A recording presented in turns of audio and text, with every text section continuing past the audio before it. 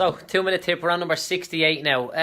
A few times this year I have said to people, I told you so. And I'm not happy that I've actually created a situation where I had to say, I told you so. I told people to do certain things and they missed opportunities, and I told people not to do certain things and it cost them money, right? Now, just be very clear on something. I'm trying to get the light here.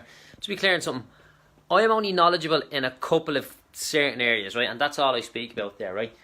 But when people don't take advice, and look, yes, most people do, but they all go off and make their own decision, and that's fine. It's no problem at all. This is not ranting anyway. But I've learned a lot now. We're at the end of the first year of doing this work, and I've learned a lot about how people behave and how they react and how they take on advice and different things, right? And you might hear people saying, "Oh, I'm approaching a crossroads," right? And if you're approaching a crossroads, you get up, you stop, you look left, you look right, and you consciously make the decision which way that you want to turn, right? But what I feel is the problem for a lot of people is that they're not actually crossroads. They are actually slipways. You know when you're going down the motorway? Let me get a bit of light here. Is this better? No.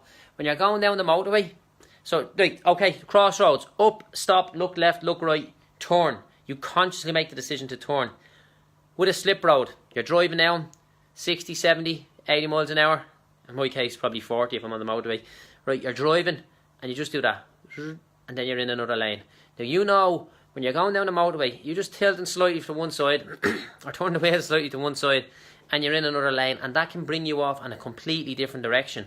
And what I'm kind of thinking now is that people, they don't refuse the advice or they don't take bad advice consciously, but they don't realise that when they just turn this way or just turn that way, they're actually veering off course, and that could be a road that brings them off onto another route altogether. So, you know, you'll hear people saying, "Oh yeah, every time we get a crossroads, you know, in business, oh, we're after hitting a crossroads now, we don't know what way to go." When you hit a crossroads and you don't know what way to go, that's fine, but it's the slip roads. Small amounts of efforts will bring you one way or the other, and it will have the biggest impact. If I'm driving from my house to the airport and I stay on the straight road, I'll end up in Malahide or whatever. If I just veer this way a little bit into one change of lane, when I get to the end of the M50, it will take me to the airport, but I consciously want to go there. So there's not a lot of effort required to change the lane, and I think that people don't realise what exactly they do be doing. They don't understand that the slightest little thing, oh, go meet this person. Okay, I'll go meet this person. This person's a messer. You know, you're going to get your time messed for weeks or months there. Or go there and they don't go there, and there's an opportunity there. A good opportunity presented itself to me the other day.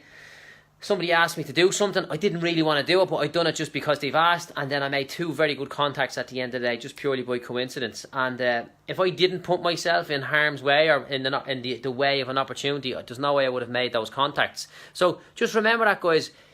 They're not stops, lefts, rights, or U-turns. They're all just, you know, you're swaying most of the time. You know, I'll go this way for a bit, I'll go that way for a bit. And if you keep zigzagging in and out, chances are you're just wasting effort, and you're more likely to go off course. So just remember that there. It's the little things that will have the biggest effect, but it may not have it till later on. Okay, take it easy, guys. Like my Christmas tree, it is. Actually, let me show you something here.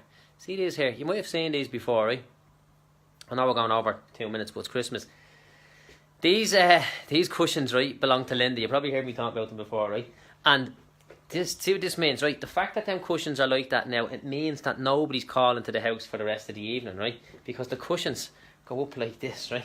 In the morning she comes down then and she puts them like this, right? See the little diagonal? But she doesn't like putting them like that because it scrunches the corners, right?